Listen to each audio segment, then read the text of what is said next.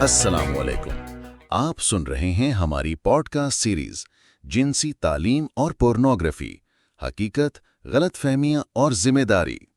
آج ہم ایک ایسے موضوع پر بات کرنے جا رہے ہیں جو اکثر گھروں میں دبایا جاتا ہے، حالانکہ یہ براہ راست ہماری زندگیوں، صحت اور عزت نفس سے جڑا ہوا ہے، اور وہ ہے خاندانی منصوبہ بندی اور تولیدی حقوق۔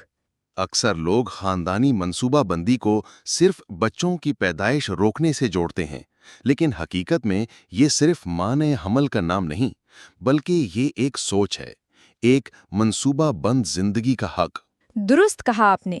خاندانی منصوبہ بندی کا اصل مفہوم یہ ہے کہ میاں بیوی باہمی مشورے اور رضامندی سے فیصلہ کریں کہ کب بچے ہونے چاہیے، کتنے ہونے چاہیے، اور ان کے درمیان وقفہ کتنا ہو، تاکہ ماں کی صحت، بچوں کی بہتر تربیت اور خاندان کی معاشی حالت متوازن اور خوشحال رہے۔ اور یہ صرف ایک اختیاری سوچ نہیں، بلکہ بنیادی انسانی حقوق میں شمار ہوتی ہے۔ اقوام متحدہ کی آبادیاتی ایجنسی UNFPA کے مطابق ہر فرد کو یہ حق حاصل ہے کہ وہ اپنی تولیدی زندگی پر خود اختیار رکھے۔ کب، کس سے اور کتنے بچے ہوں، یہ فیصلہ محفوظ، مکمل رضامندی پر مبنی اور درست معلومات کی بنیاد پر ہونا چاہیے۔ افسوس کہ ہمارے معاشرے میں اس سوچ کو اکثر مذہب یا ثقافت کے نام پر دبایا جاتا ہے، جبکہ حقیقت یہ ہے کہ کئی اسلامی فقہی ادارے اس بات کو تسلیم کرتے ہیں کہ اگر نیت معاشرتی بہتری، خاندان کی فلاح اور صحت کی حفاظت ہو تو منصوبہ بندی نہ صرف جائز بلکہ مستحسن ہے۔ جی بالکل، اسلامک فقہ اکیڈمی انڈیا اور مصر کے دارالافتاء کے مطابق خاندانی منصوبہ بندی اس صورت میں قابل قبول ہے جب وہ زبردستی نہ ہو اور مستقل بانجھ پن پیدا نہ کرے، بلکہ وقتی تنظیم کی صورت ہو۔ یہ بات اسلامی نقطہ نظر سے اس کے جواز کو واضح کرتی ہے۔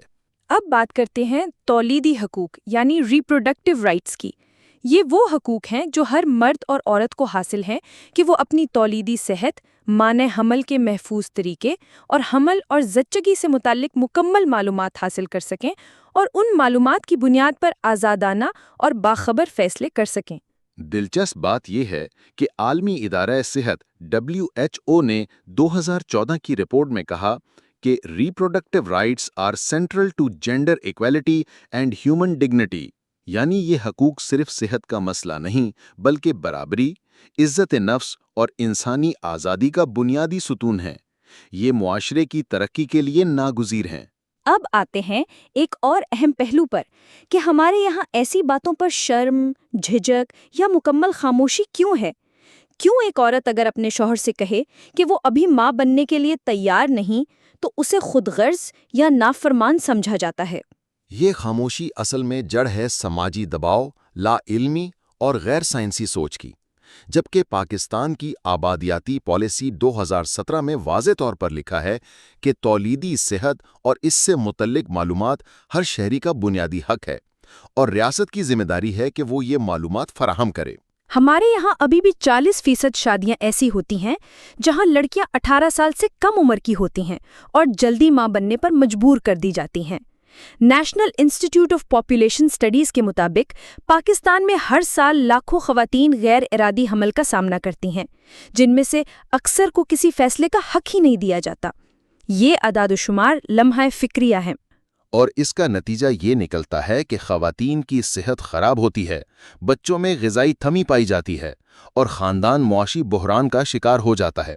یہ محض ایک انفرادی یا خاندانی مسئلہ نہیں، بلکہ یہ ایک قومی مسئلہ ہے جو ہماری ترقی کی راہ میں رکاوٹ ہے۔ مانع حمل طریقے جیسے کہ گولیاں، انجیکشن، IUCD، کانڈوم سب WHO سے منظور شدہ اور سائنسی طور پر محفوظ اور مؤثر ہیں۔ مسئلہ صرف معلومات کی کمی اور بدگمانی کا ہے۔ ہمیں ان طریقوں کے بارے میں درست معلومات عام کرنے کی ضرورت ہے۔ اسی لیے ہمیں چاہیے کہ ہم اس بات کو سمجھیں کہ فیملی پلاننگ کوئی گناہ یا جرم نہیں، بلکہ شعور، ذمہ داری اور حکمت کا فیصلہ ہے جو فرد اور خاندان دونوں کی فلاح کے لیے ضروری ہے۔ بلکہ یوں کہنا زیادہ درست ہوگا کہ خاندانی منصوبہ بندی ماں کی جان بچاتی ہے، بچوں کو بہتر زندگی دیتی ہے اور باپ کو سکون فراہم کرتی ہے۔ بہت خوب۔ تو آج کی قسط کا خلاصہ یہی ہے کہ خاندانی منصوبہ بندی اور تولیدی حقوق ہر انسان کا حق ہیں۔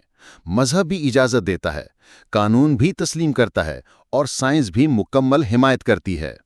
ہم امید کرتے ہیں کہ آج آپ نے کچھ نیا اور اہم سیکھا ہوگا۔